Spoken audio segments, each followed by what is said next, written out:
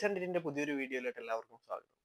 ഇന്ന് നമ്മൾ info park സൈറ്റിൽ വന്നിട്ടുള്ള കൊച്ചിൻ ഇൻഫോ പാർക്കിലും അതുപോലെ തന്നെ കൊരട്ടി ഇൻഫോ പാർക്കിലും ഫ്രഷേഴ്സിന് അപ്ലൈ ചെയ്യാൻ പറ്റിയ കുറച്ച് വേക്കൻസീസ് ആണ് നമ്മൾ ഇന്ന് ഡിസ്കസ് ചെയ്യാൻ പോകുന്നത്. അപ്പോൾ നമുക്ക് നേരെ വീഡിയോയിലോട്ട് പോകാം. അപ്പോൾ ആദ്യത്തെ വേക്കൻസി എന്ന് പറയുന്നത് policy forest insurance web aggregator private limited എന്ന് പറയുന്ന ഇൻഫോ പാർക്ക് കൊരട്ടിയിലുള്ള ഒരു വേക്കൻസിയാണ് വന്നിട്ടുള്ളത്. അപ്പോൾ ഒരു ഫ്രണ്ട് എൻഡ് ഡെവലപ്പറുടെ വേക്കൻസിയാണ് വന്നിട്ടുള്ളത്. മെയിൻ ആയിട്ട് അവർ നോക്കുന്ന സ്കിൽ എന്ന് പറയുന്നത് റിയാക്ട് ജെഎസ് ആണ്. റിയാക്ട് ജെഎസ് ടെക്നോളജി അറിയാവുന്നവരെയാണ് അവർ നോക്കുന്നത്.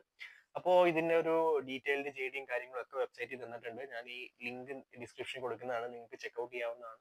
അപ്പോൾ ഇവർ മെയിൻ ആയിട്ട് നോക്കുന്നതെന്ന് പറഞ്ഞാൽ റിയാക്ട് ജെഎസിൽ ഇന്റേൺഷിപ്പ് എക്സ്പീരിയൻസോ അതുപോലെ തന്നെ പ്രോജക്ട് എക്സ്പീരിയൻസ് ഒക്കെ ഉള്ള ആൾക്കാരാണെങ്കിൽ നിങ്ങൾക്ക് ഒരു ആഡഡ് അഡ്വാൻറ്റേജ് ആയിട്ട് കൊടുത്തിട്ടുണ്ട്.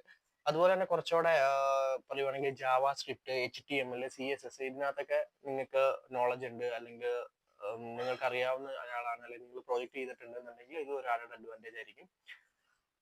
എനിക്ക് തോന്നുന്നത് ഈ ഇപ്പൊ ഫ്രണ്ട് എൻഡ് ടെക്നോളജീസ് ഒക്കെ പഠിച്ചിറങ്ങി കഴിഞ്ഞിട്ട് ജോലി നോക്കിക്കൊണ്ടിരിക്കുന്ന ആൾക്കാർക്കൊക്കെ പ്രയോജനപ്പെടുത്താൻ പറ്റിയത്, എസ്പെഷ്യലി തൃശ്ശൂർ ആ ഒരു ഏരിയയിലൊക്കെ ആൾക്കാർക്ക്, അല്ലെങ്കിൽ തൃശ്ശൂർ വന്ന് വർക്ക് ചെയ്യാൻ പറ്റുന്ന ആൾക്കാർക്കൊക്കെ ഉപയോഗപ്പെടുത്താൻ പറ്റിയ ഒരു വേക്കൻസിയാണ് ഇത്. അപ്പോൾ ഏതായാലും ഞാൻ ലിങ്ക് ഡിസ്ക്രിപ്ഷനിൽ കൊടുത്തേക്കാം, നിങ്ങൾക്ക് ചെക്ക്ഔട്ട് ചെയ്യാവുന്നതാണ്. രണ്ടാമത്തെ വേക്കൻസി എന്ന് പറയുന്നത് വെർച്വൽ ഇമ്പൾസ് ടെക്നോളജീസ് എന്ന് പറയുന്ന കൊച്ചിൻ ഇൻഫോ പാർക്ക് ബേസ് ചെയ്ത് പ്രവർത്തിക്കുന്ന കമ്പനി ഇൻഫോ പാർക്ക് വെബ്സൈറ്റിൽ പോസ്റ്റ് ചെയ്തിട്ടുള്ള ഒരു വേക്കൻസിയാണ്. ഇവർ ഫ്ലട്ടർ ഡെവലപ്പറെയാണ് നോക്കുന്നത്. ഫ്രഷേഴ്സിന് അപ്ലൈ ചെയ്യാൻ സാധിക്കുന്നതാണ്. അപ്പോൾ ഇതിന്റെ ഡീറ്റെയിൽഡ് ജെഡിയും കാര്യങ്ങളൊക്കെ തന്നിട്ടുണ്ട്. അപ്പോൾ നമുക്ക് ഇതിന്റെ ബേസിക് റിക്വയർമെന്റ് നോക്കുകയാണെന്നുണ്ടെങ്കിൽ fresh graduate or candidate with basic knowledge of Flutter and ഡാറ്റ് എന്നാണ് പറഞ്ഞിരിക്കുന്നത്. അപ്പോൾ ഇന്ന ഡിഗ്രി വേണം എന്ന് അവർ എടുത്ത് പറഞ്ഞിട്ടില്ല. അപ്പോൾ ഏതൊരു ഗ്രാജുവേഷനും അപ്ലൈ ചെയ്യാൻ പറ്റും എന്ന് ഞാൻ വിശ്വസിക്കുന്നു. പിന്നെ പറഞ്ഞിരിക്കുന്നത് മൊബൈൽ ആപ്പ് ഡെവലപ്മെന്റ് കൺസെപ്റ്റിൽ അത്യാവശ്യം നോളജ് ഉള്ള ആൾക്കാരായിരിക്കണം. അപ്പോൾ നിങ്ങൾ ഡിഗ്രി ഏതായാലും കുഴപ്പമില്ല, ഈ പറഞ്ഞ പോലെ മൊബൈൽ ആപ്പ് ഡെവലപ്മെന്റിൽ അതുപോലെ തന്നെ ഇതിൽ നിങ്ങൾക്ക് എക്സ്പീരിയൻസ് ഉണ്ടെന്നുണ്ടെങ്കിൽ നിങ്ങൾക്ക് അപ്ലൈ ചെയ്യാൻ സാധിക്കുന്നതാണ്. ഇവരും അങ്ങനെ നേരത്തെ പോലത്തെ ലിങ്കും കാര്യങ്ങളൊന്നും തന്നിട്ടില്ല. നിങ്ങൾക്ക് ഡയറക്ട്ലി kochi.itinfo@gmail.com എന്ന് പറയുന്ന മെയിൽ ഐ ഡിയിലായിട്ട് നിങ്ങൾക്ക് ഇതിന്റെ റെസ്യൂമെ അയക്കാവുന്നതാണ്. റെസ്യൂമെ അയക്കുമ്പോഴത്തേനും അതിന്റെ സബ്ജക്ട് എന്ത് വെക്കണം എന്നും കാര്യങ്ങളും ഒക്കെ അവർ തന്നിട്ടുണ്ട്. അതുപോലെ തന്നെ HR-ന്റെ നമ്പറും തന്നിട്ടുണ്ട്. കൂടുതൽ ഡീറ്റെയിൽസ് എന്തെങ്കിലും വേണമെന്നുണ്ടെങ്കിൽ നിങ്ങൾക്ക് വിളിച്ച് ചോദിക്കാവുന്നതാണ്.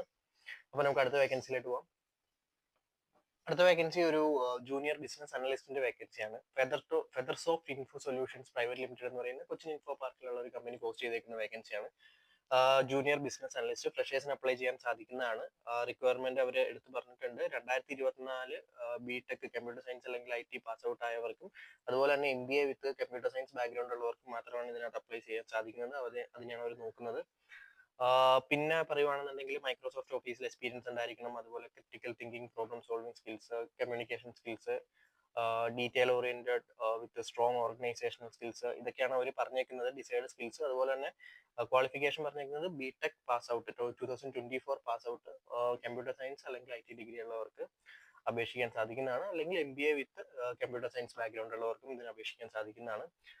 അപ്പോൾ ജോബ് റെസ്പോൺസിബിലിറ്റിയും കാര്യങ്ങളൊന്നും ഞാൻ വായിക്കുന്നില്ല, കാരണം ഒത്തിരി ഉണ്ട്. പിന്നെ മാത്രമല്ല നിങ്ങൾക്ക് ചെക്ക്ഔട്ട് ചെയ്യാവുന്നതാണ്. ഞാൻ ഏതായാലും ലിങ്ക് ഡിസ്ക്രിപ്ഷനിൽ കൊടുത്തേക്കാം. അപ്പോൾ 2024 പാസ് ഔട്ട് ആയി ജോബ് ഒക്കെ നോക്കുന്ന ആരെങ്കിലും ഉണ്ടെന്നുണ്ടെങ്കിൽ നിങ്ങൾക്ക് തീർച്ചയായിട്ടും ഇവനൊരു MBA കഴിഞ്ഞിട്ട് കമ്പ്യൂട്ടർ സയൻസ് ബാക്ക്ഗ്രൗണ്ട് ഉള്ള ആൾക്കാർ MBA കഴിഞ്ഞിട്ട് ജോബ് സെർച്ച് ചെയ്യുന്നുണ്ടെങ്കിൽ അവർക്ക് അയച്ചു കൊടുക്കാവുന്നതാണ്.